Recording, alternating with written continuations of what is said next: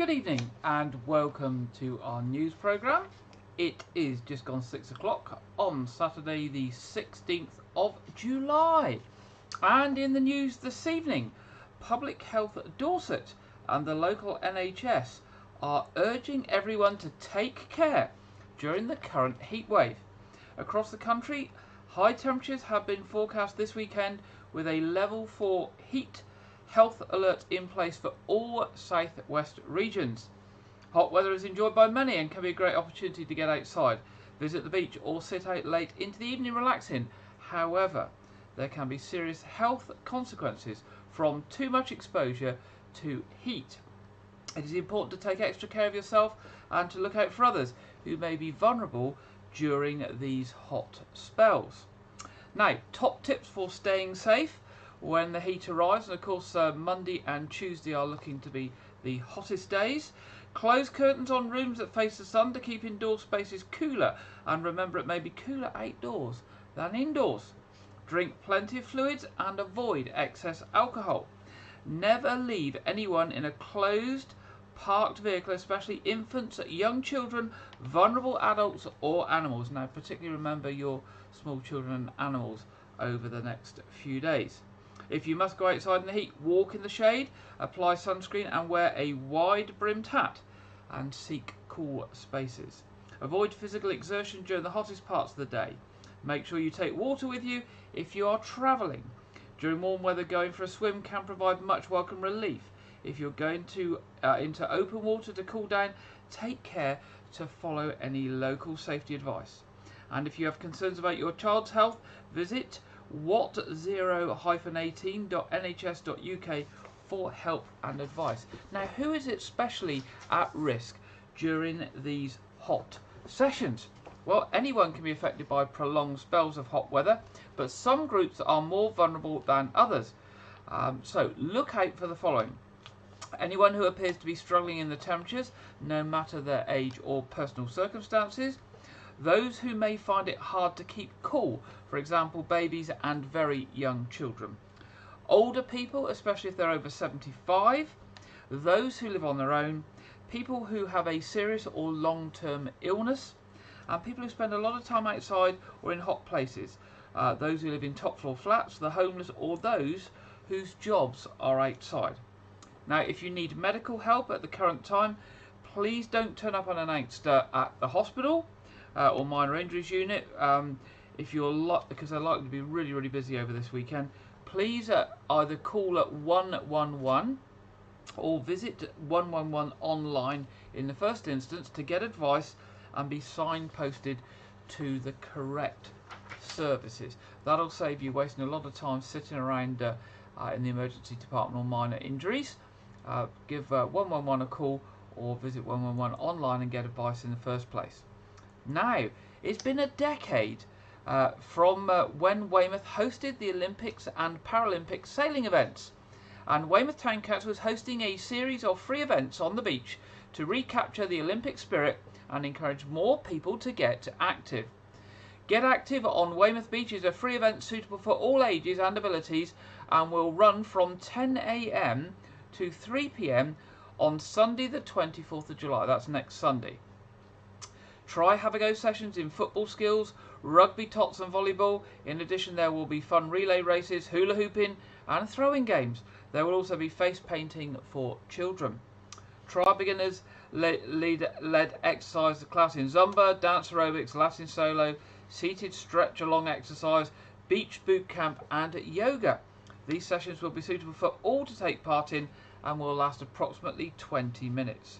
As part of the day, there will also be an opportunity to learn more about Weymouth Town Council projects, such as work to tackle climate change, the neighbourhood plan, and the Friends of Tumbledown will give talks about the unique former farm and the work of volunteers. You can find out about free health walks that are regularly take place weekly in Weymouth, and Live Well Dorset will also be on hand to provide well-being tips and signpost you to local providers. The event will round off with the annual Beach Sports Festival, which is on now until Sunday the 24th of July on Weymouth Beach.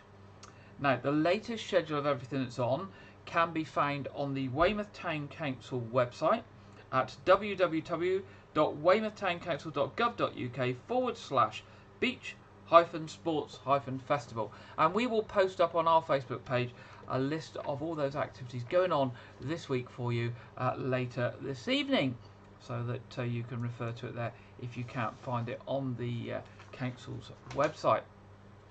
Now, changes to the outside seating at the Lobster Pot Cafe at Portland Bill have been put on hold. Concerns have been raised over the effect on the natural environment by adding paving and glass screens to an outside seating area.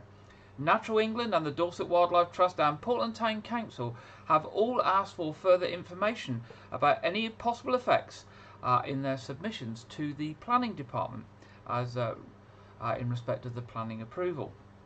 Natural England said in their statement to Dorset Council that unless changed, the proposal could have potential significant effects on the Isle of Portland's site of special scientific interest. Portland Town Council have been asked for a decision to be deferred for a full health and safety assessment of the site and to hear further from Natural England. In the planning application to Dorset Council, the Lobster Pot say the area would have glazed screening to protect guests from the weather. It also said the changes would reduce the chance of trips and falls for guests and staff by replacing an uneven grassed area with paving. The application also included low-level roping supported by stakes to the south of the building.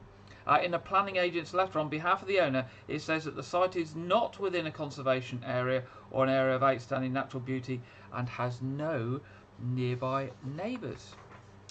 Now, as the temperatures are set to increase over the weekend, Dorset Council is appealing to people visiting its beaches to take extra precautions due to an increased risk of cliff falls and rock falls.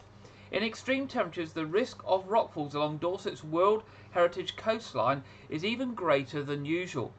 Heat causes rocks to expand, and particularly during temperature fluctuations, any pre-existing cracks can widen and new cracks can also form.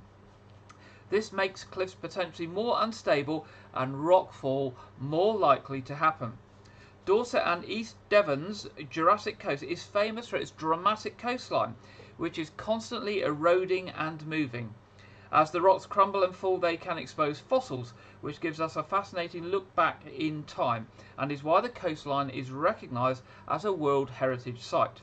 However, the erosion process can be devastating if people are sat underneath them when it happens. Now, Councillor Ray Bryan, portfolio holder for Highways, Travel and Environment, said, "We would encourage anyone thinking of visiting the Dorset coast during this heatwave to stay away from the base of cliffs. And if you are walking along the coast path, keep well away from the edges.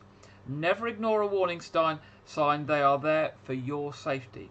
It is easy to enjoy the spectacular and fascinating Jurassic Coast without putting yourself or others at risk." Now, Dorset's coastline has a number of areas where there's an increased potential for rockfall.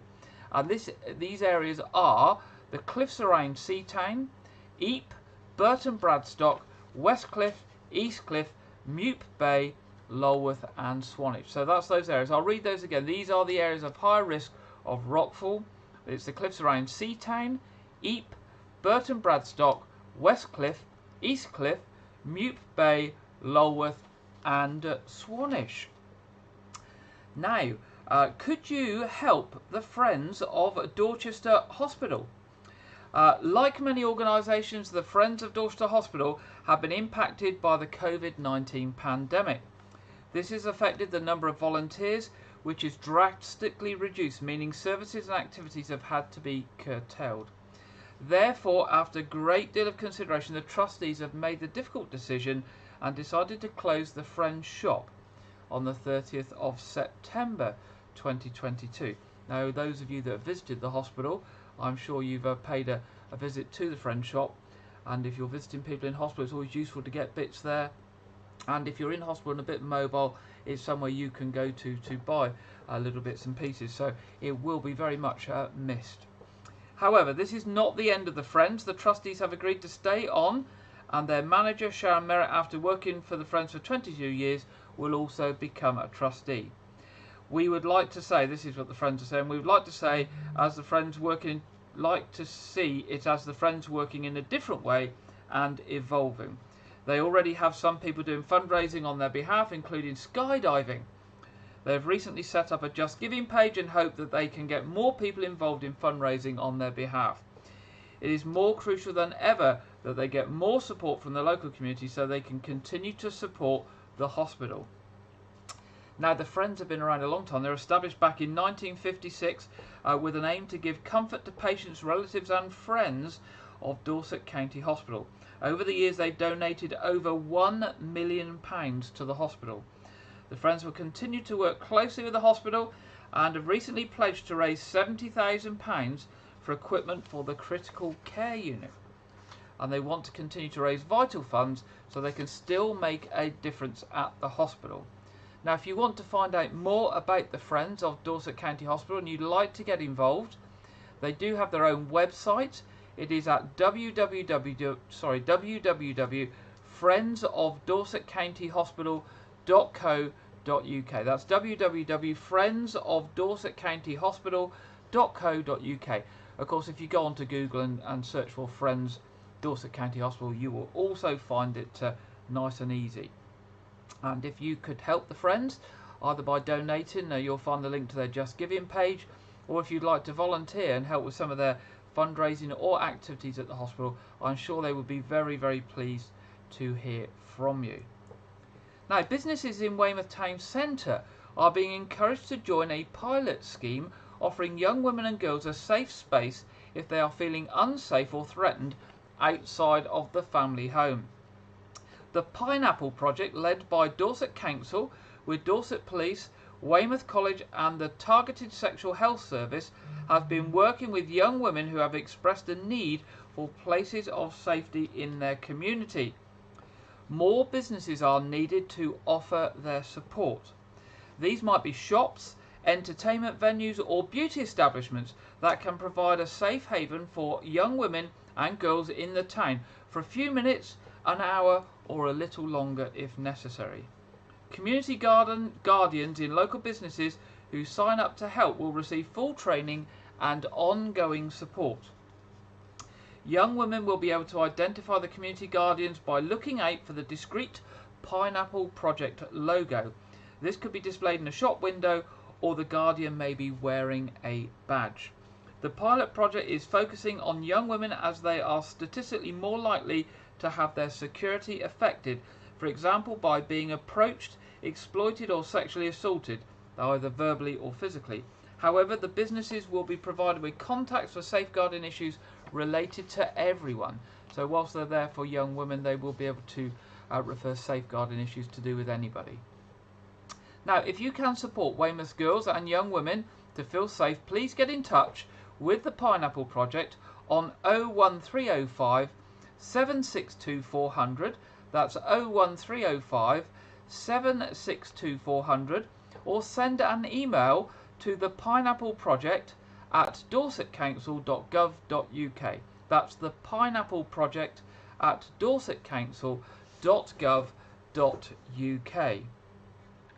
Now, Dorset Council's anti-social behaviour team are joining up with Dorset Police, Community Safety Patrol Officers, Dorset Fire and Rescue, Dorset Youth Outreach, We Are Weymouth and Weymouth Town Council to talk to members of the public at an event this coming Monday, the 18th of July.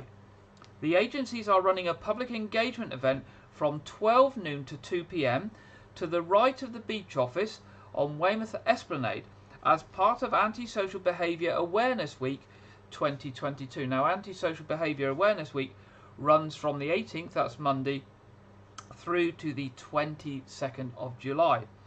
The event will showcase agencies that have a direct influence on and dealing with antisocial behaviour in our community and will give people the chance to ask them questions.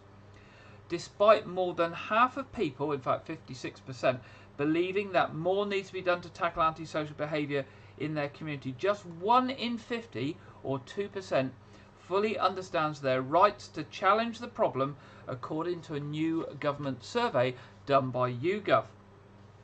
The Community Trigger, also known as the Antisocial Behaviour Case Review, is one of the government's flagship antisocial behaviour policies. It gives people the right to request a multi-agency review of their case if they feel their complaints about antisocial behaviour have not been dealt with. Overall, 1/3 of people said that antisocial behaviour has got worse in their local area compared with 3 years ago. It was rising to 41% in northern England, actually. So whilst it's 1/3 of people down here, it's up to 41% in northern England as you go further up the country. After they witnessed or experienced antisocial behaviour, more than half of people, in fact 57%, said that they did not report it to anyone. So there are problems out there and people are just not reporting it. So of course it won't get tackled. So to tackle what is described as a worrying lack of awareness, community safety group Resolve has organised the second UK-wide Antisocial Behaviour Awareness Week, and that's that week that's running from the 18th to the 24th of July. It is calling on all councils, police forces, housing providers, the government and other bodies to use the opportunity to raise public knowledge of powers to tackle antisocial behaviour. Now, moving on to this week's request for support from Dorset Police. First of all, officers are appealing for witnesses to come forward following a burglary in Weymouth and have issued an image of a stolen bicycle, which you can see on the screen. At around 1:45 a.m. on Wednesday, July 2022, it's actually got the date missing here. I guess it's probably just July this week just gone. Access to a garage in the Littermore Road area was gained and a commercial trials bike valued at approximately £3,500 was taken. 4 men were reported to have entered the garage and were then seen running off with the bike. So that's the first issue they want help with, and there's the picture of the bike on the screen. Next, officers investigating a burglary at a home in Dorchester have issued CCTV images. Are they working? No, it doesn't look like they work. Oh, hang on. There they are. Sorry, there they are. On the wrong button. They have issued some CCTV images. Now, they're not very good, and the police do acknowledge they're not very good. And they are appealing for information. Entry was gained to the address in Balmoral Crescent at around 6:40 a.m. on Thursday the 23rd of June. The burglars conducted a search of the home, but it is not believed anything was stolen. Police Constable Michelle Day of West Dorset Police said, "We are carrying out inquiries into this burglary and have obtained CCTV images of 2 suspects," and there they are on the screen. "I appreciate that some of the images are not of the best quality and at times the suspects have their faces covered, but I'm hoping someone might recognise them, or it may jog the memory of anyone who witnessed anything suspicious in the area on that morning." And the last one this week from Dorset Police. Officers are appealing for witnesses to come forward following a collision in Weymouth involving a marked police car. At around 10:10 p.m. on Saturday the 9th of July, that's last Saturday, a road traffic collision occurred on Littermore Road at the junction with Shalbury Close, involving a bronze Honda Civic and a marked police car that was making its way to an unconnected 999 emergency nearby. The ambulance service, including the air ambulance and fire service, attended the scene. Now, if you witnessed any of these events, you have any CCTV footage, or certainly with the road traffic accident, if you've got any dash cam footage that may help police with their inquiries, they're asking you to get in touch. And as usual, the number for getting in touch with Dorset Police is 101. If you've got information that you'd like to give anonymously, you can do that through the Crime Stoppers charity on 0800 555 111. That's 0800 555 111. Now, with the warm, light evenings being with us and the summer holidays fast approaching, barbecues are beginning to sizzle across Dorset and Wiltshire. And certainly if you go out walking in the evening, you can actually smell them. So I do agree with that. But behind the bangers and burgers, summer fun has a serious side. Dorset and Wilts Fire and Rescue Service, as part of the Fire Kills campaign, is asking everyone to take extra care when cooking al fresco, especially when lighting barbecues. By following the Fire Kills campaign's top tips, you can ensure your barbecue is a safe, enjoyable event. And here are those top tips. Never leave a lit barbecue unattended. Follow the safety instructions provided with disposable barbecues. Never use a barbecue indoors. Make sure your barbecue is well away from sheds, fences, trees, shrubs and garden waste. Keep children, pets and garden games away from the cooking area. After cooking, make sure the barbecue is cool before moving it. Use enough charcoal to cover the base of the barbecue, but not more. Empty ashes onto bare garden soil, not into dustbins or wheelie bins. If they're hot, they can melt the plastic and cause a fire, obviously.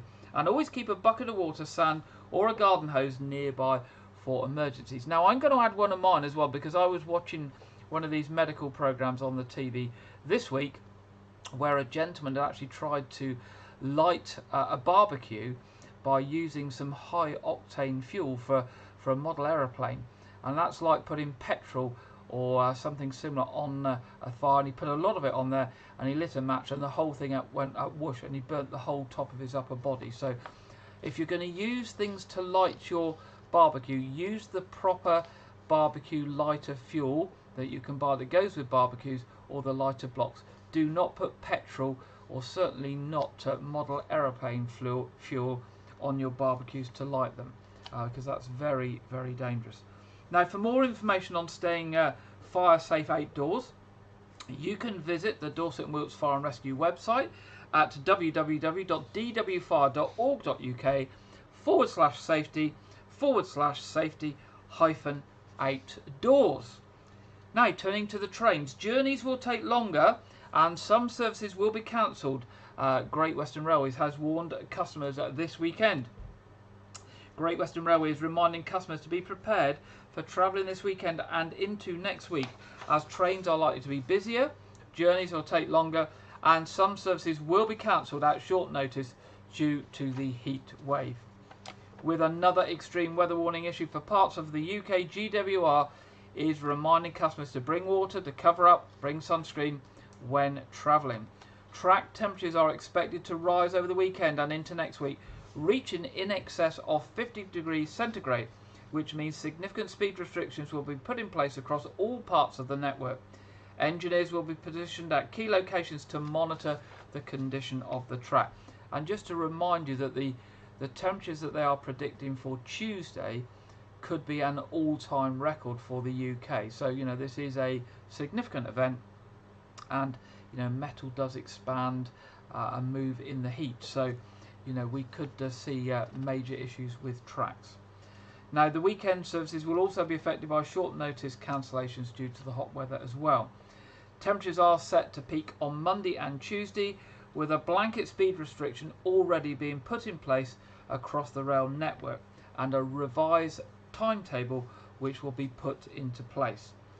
Now, and staying with the railways, further bad news on the railways. It's been announced that further industrial action will take place on Wednesday the 27th of July, with disruption continuing on to Thursday the 28th of July. Customers are warned to expect severe disruption on both days and change plans if possible. Now, South Western Railways expects to run a significantly reduced strike timetable, which will see significant parts of the network completely closed. And you'll remember in the last strikes a couple of weeks ago that actually there was no service down as far as Weymouth and Dorchester. They were basically doing a reduced service, I think, as far as Bournemouth, or certainly as far as Southampton. So those of us at the end of the network didn't have any service at all during the strike. So the National Rail walkout is set to take place on the Wednesday, but the knock-on effect of the strike means that late starting reduced services is likely to be in place the following day. South Western Railways is working closely with Network Rail to produce an amended timetable for the affected days. Service levels are expected to be similar to those during the last strike period in June, when a severely reduced number of trains ran on just a handful of key routes. So there we go. And finally, in our headlines tonight, the coroner for Dorset is seeking the assistance of the public to find the next of kin of a man who died in Weymouth. Anthony John Noonan, also known as Anthony John Newman, and who was 67 years old, died in Jubilee Close on Friday the 8th of July. Now his home address was 12 Chestnut Way in Dorset, but he died in Jubilee Close in Weymouth. His death is not being treated as suspicious, and there is no police investigation needed into his death. But Coroner's Officer Sharon Emerson said, "We're not treating the death suspicious. However, so far we have not been able to locate any next of kin." So if you have the knowledge of the next of kin or any family member or relative of Anthony Jane Noonan, also known as Anthony John Newman, then please do give the Coroner's Office a ring, and their number is 01202 123 900. That's 01202 123 900, and that's the end of the headlines in tonight's programme. Now our first piece this week is from Janet Hall, and she's looking at a special day that has occurred recently, St Swithin's Day, and she's looking at the traditions and what we know about St Swithin's Day, and it is very closely related to the weather, as if you didn't know, you're just about to find out. So here we go, over to Janet.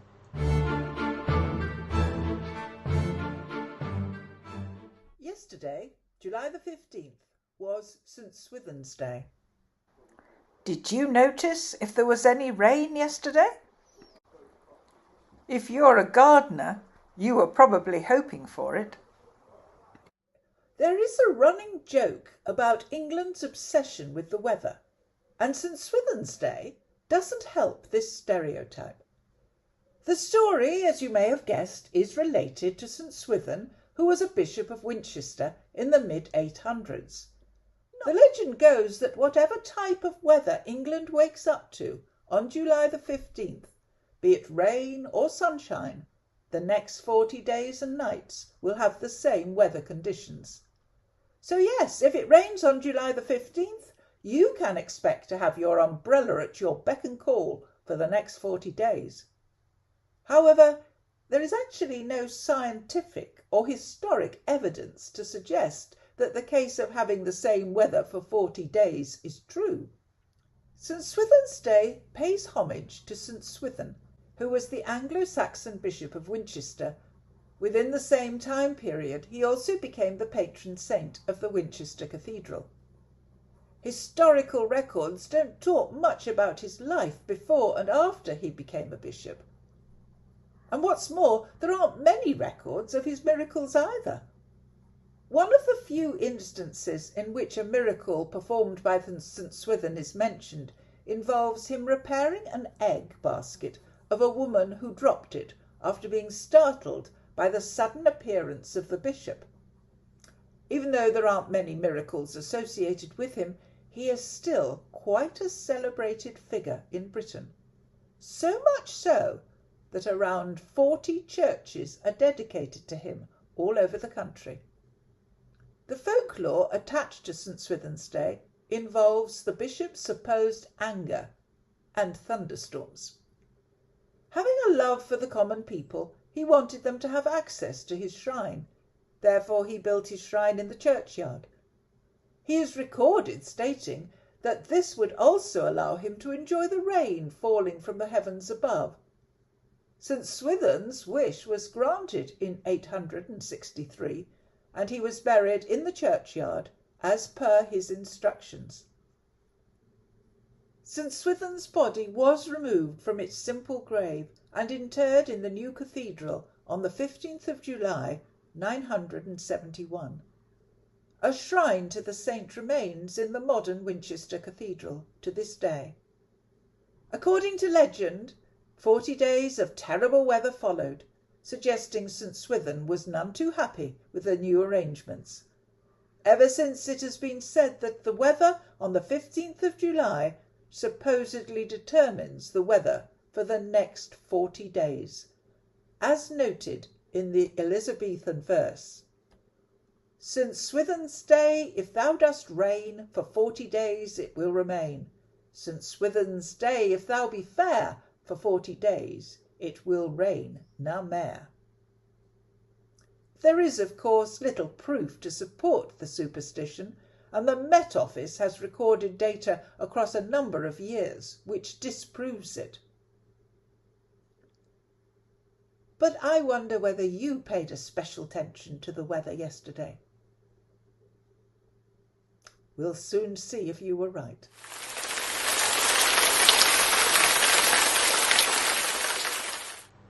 Well, I have to say, I think Janet put the wrong bit of footage there on the end, because it certainly didn't rain yesterday, which means that we've probably got this hot sunshine for another 40 days. Actually, I could have done with a bit of rain yesterday, because I'm not enjoying this hot weather too much. So I'm sure I'm in the minority, and most of you are enjoying the hot weather. But I could do with it being a little bit cooler. Anyway, thank you for that, Janet. Telling us all about St Swithin. Now, in our second piece this week, we're going to hear from Lydia about a project from Dorset Wildlife Trust and the success of this project. It started about 12 months ago, and it was a project to reintroduce beavers to Dorset, and there's some good news. They've had a major success, so we'll go over and listen to what Lydia has to tell us now. Following years of preparation for their arrival, a pair of beavers, an adult male and female, were released into an enclosed site in West Dorset on the 8th of February 2021, having been relocated from Scotland under licence from NatureScot. The Dorset Beaver Project is initially planned to run for 5 years until 2025. The latest news is that beavers have bred in Dorset for the first time in over 400 years at Dorset Wildlife Trust's enclosed beaver site in West Dorset. Trail cameras inside the enclosure have captured images of a young beaver, known as a kit, and its mother, exploring the watery woodland created by its parents since they were released in February 2021. This landmark project for Dorset is hosted by Dorset Wildlife Trust, working alongside lead partners, University of Exeter and Wessex Water, to undertake a scientific study to assess all the impacts that beavers make on the natural environment. The study will look at river flow, water quality and biodiversity. Since the beavers were introduced to site, they have built dams, creating a wetland to suit their needs, but which also provides habitat for many other species, such as frogs and newts, which depend on water. Rivers Conservation Officer Steve Oliver said, "We have been closely monitoring the pair since their release, and it has been clear that they have formed a strong bond in the time they have been on site, and this latest discovery is further evidence of this, alongside their industrious dam building activity." The trail cams have only identified one kit so far, but beavers can typically have 1 to 4 kits in a litter, and we are discreetly observing their activity to see if any others have been born. Seeing the first kit is an incredibly exciting moment for the project. Breeding is a clear indication of normal behavior and that the adult pair are healthy and happily settled in their Dorset surroundings. This local project is an enormous step forward on the journey to restore beavers to Dorset, helping us to raise awareness and understanding of what it means to have these influential mammals back in our county. Beavers have the potential to make a huge difference to our natural environment and can assist nature's recovery, as well as providing other benefits for humans.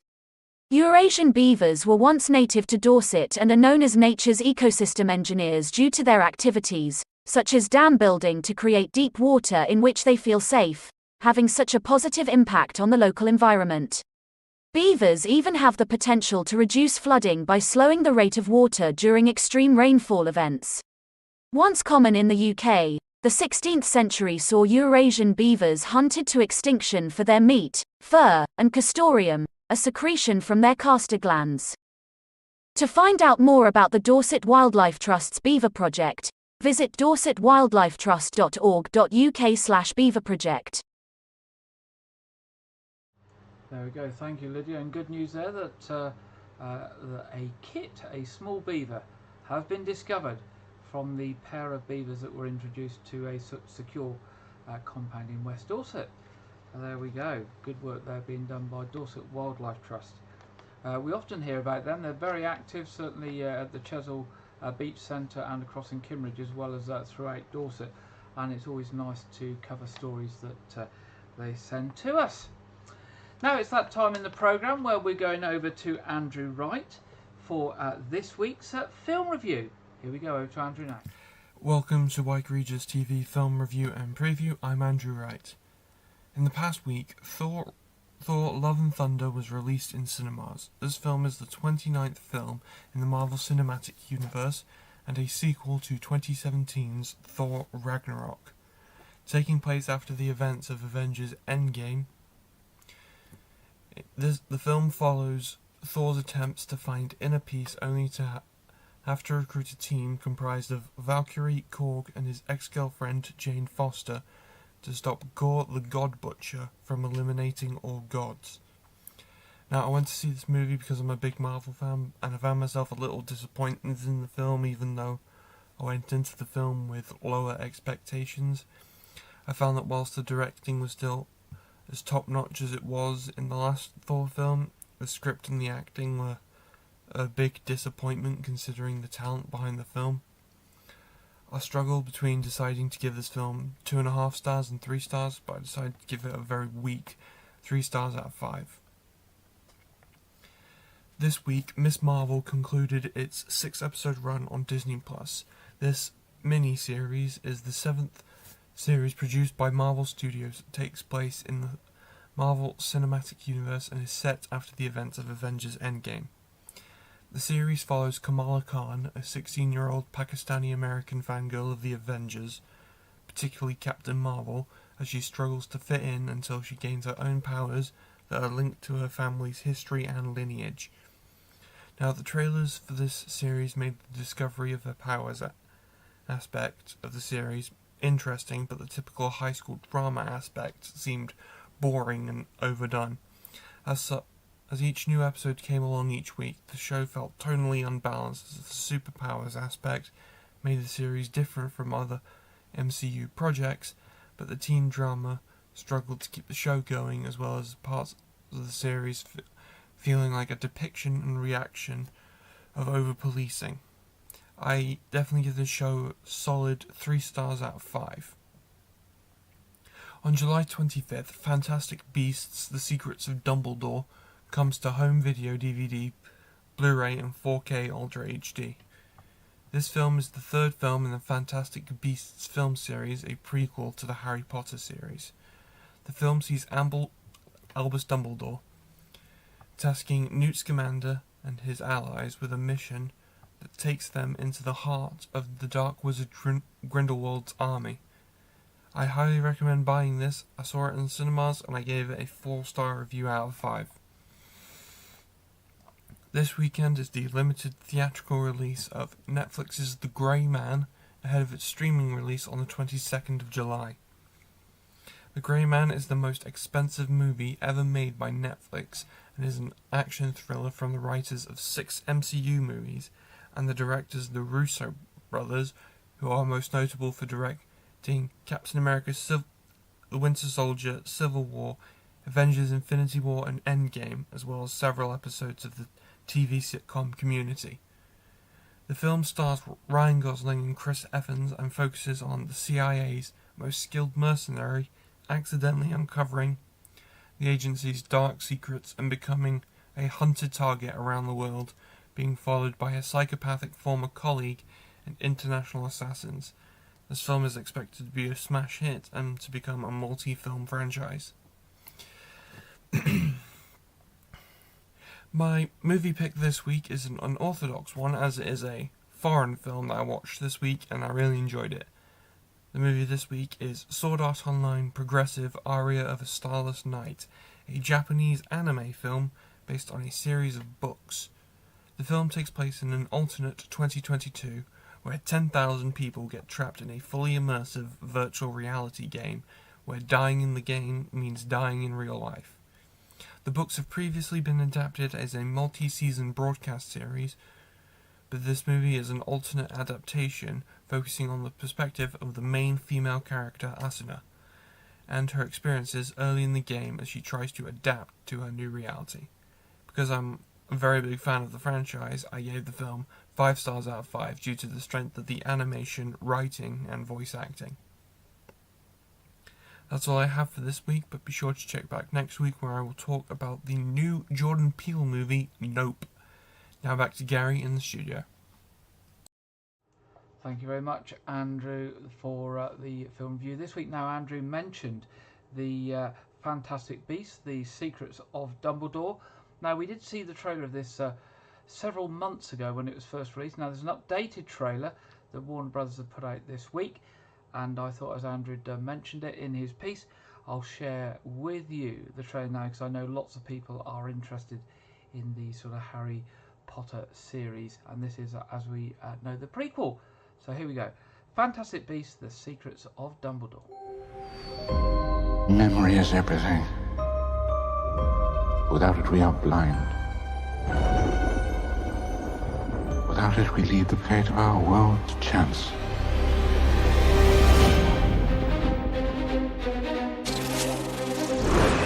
I'm sorry to disturb you, Albus, but I've just received troubling news. Tell me, what is it? It's Grindelwald.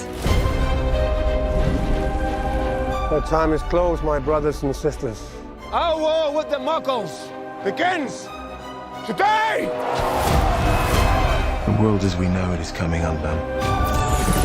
If we're to defeat him, you'll have to trust me. Mr. Kowalski, we need you. I said I want an out and I want out. You do know I'm a witch, right? Dumbledore asked that I give you something, Jacob. This is the team that's going to take down the most dangerous wizard in a century. Who wouldn't like our chances? No one can know everything, not even you. What you're doing is madness. With or without you, I'll burn down their world. Dangerous times favor dangerous men. If by tea time, All of us are still alive. You should consider our efforts a success. Mr. Kowalski. my pleasure. Do you really intend to turn your back on your own kind? It was you who said we could reshape the world. Even if we make mistakes, we can try to make things right.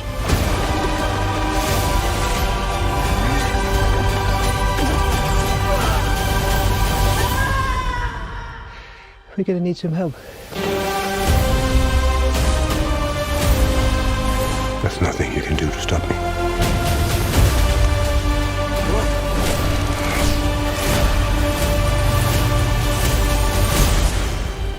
Things are not quite what they appear.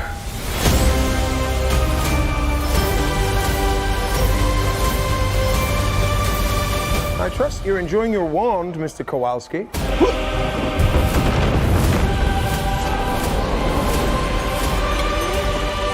Can I keep this?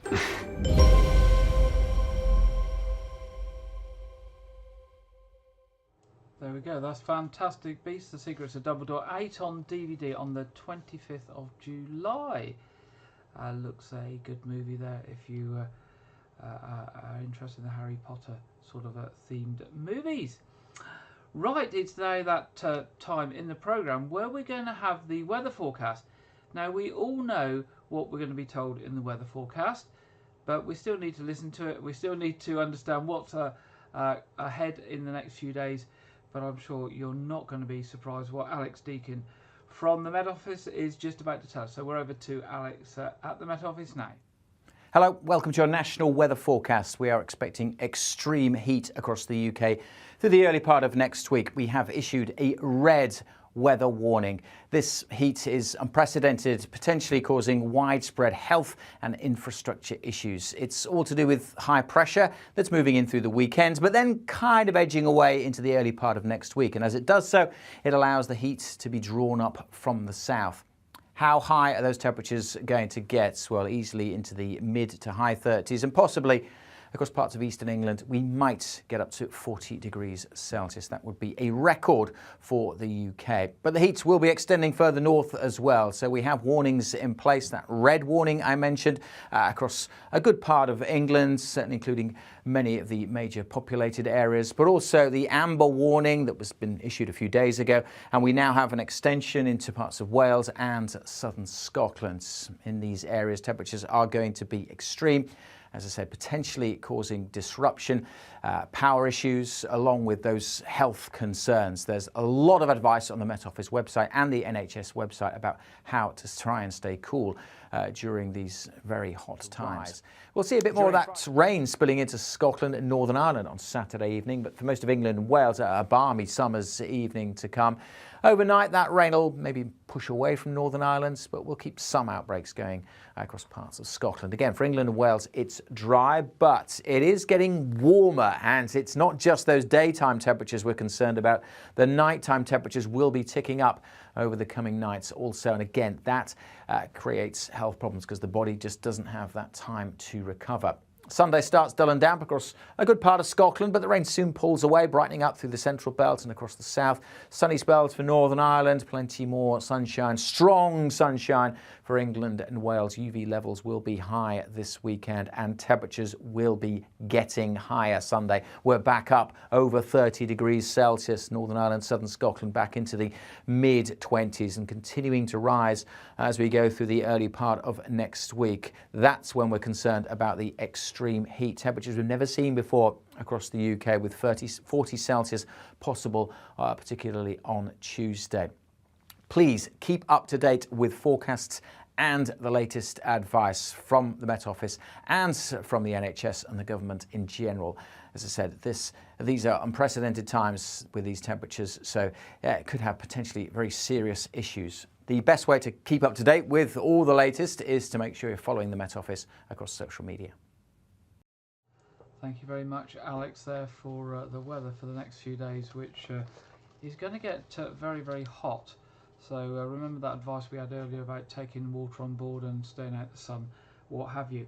Right, the local weather widget is coming up, and it never looks quite as hot on our local weather prediction as we see in the national forecast, but you can see here it's definitely predicting 25 degrees.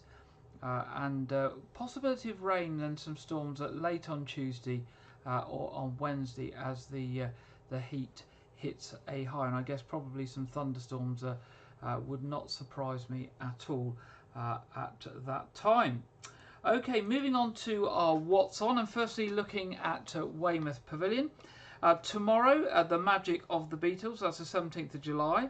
22nd of July, the Magic of Dean. 22nd of July, also Let's Dance, a 30th anniversary showcase. 29th of July, The Zoots, Sounds of the 70s. 30th of July, Big Girls Don't Cry. 31st of July, Take That, Greatest Hits by Retell That. 3rd of August, Spice Forever, a Spice Girls tribute. 4th of August, Rabbit Rabbit, a Chaz and Dave tribute act. And the 7th of August, the Bon Jovi Experience.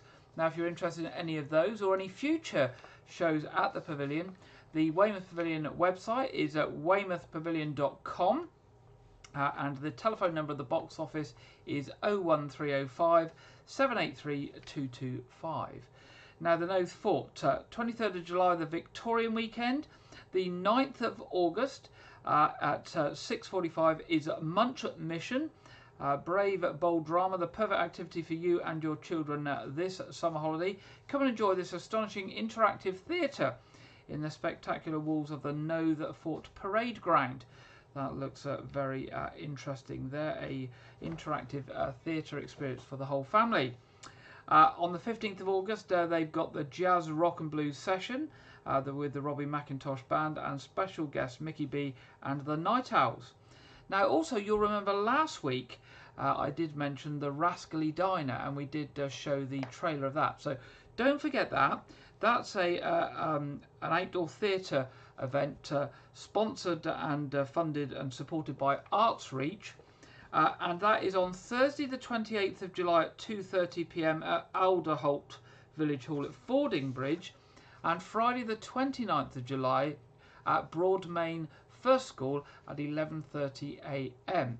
So they are outside events, so they do rely on good weather. I think they still go ahead if it's wet. They just say bring your brollies. It's fun for all the family, and it's got very good reviews. It's been travelling the country, and you can see a trailer on the Arts Reach website, and you can also get your tickets via the Arts Reach website. So that's the Rascally Diner on the 28th and 29th of July, and the Arts Reach website is www.artsreach.co.uk. So that's the end of the what's on. Other than to say, in terms of church services this week, the regular services at All Saints Church tomorrow at 8 o'clock, communion, 9:30 communion, that will also be live streamed, and 11 o'clock at St Edmund's Church. Tonight, don't forget our quiz, 7:30, our regular Saturday evening quiz. The feed will go live at 7:15. That's a quiz for all the family. It's free of charge, and anybody's free to join in with that, and you will be most welcome to join us. Now, just looking at traffic and travel, I did look at all the roads and all the rail, and it's all flowing okay at the moment. No massive hold-ups on the roads according to the latest information from the AA, and the departures and arrivals at Weymouth rail station all seem to be on time. Roadworks are planned for the coming 7 days at Tennyson Road, Overbury Close, St George's Avenue, Moorside Close, Radipole Park Drive, Dorset Road, Studland Way, Southdown Avenue, Kingsbere Road, Mercery Road and Grove Point. So those are the ones that we know about that have been pre-notified. Now on the rail, we did say about the extreme heat affecting rail services, and Network Rail has urged rail customers across the country to only travel on Monday and Tuesday if absolutely necessary. They are expecting major disruption due to the heat. They are running trains slow anyway, but it's possible that it will affect rails and there will be emergency engineering work. Now over this weekend there are bus replacement services between Basingstoke and Reading, and also between Winchester and Southampton Central in the evenings and in the early mornings. And there's an amended late night service to and from Bristol Temple Meads this week from Monday the 18th through to Thursday the 21st of July. So as ever with the trains, do check before you travel and make sure that things are running at the times you expect them to be running, or indeed that they are running at all. Now that brings us to the end of this Saturday's programme. Of course, if you have any news stories for us, any events that are coming up, anything about the movies or anything for Janet or Andrew, then do drop us a line at news@Wyke Regis TV, news@Wyke Regis TV, and I'll make sure it gets to Janet or Andrew, and we would love to hear from you. Failing that, stay calm, stay cool, only travel if you have to this week. Make sure you drink plenty of water, and keep those houses cool, and hopefully we'll get through this week and it won't be quite as hot as they're promising, and we will be back with you next Saturday. So have a good week, have a good weekend, and I look forward to being back with you next Saturday at 6 o'clock. Good night.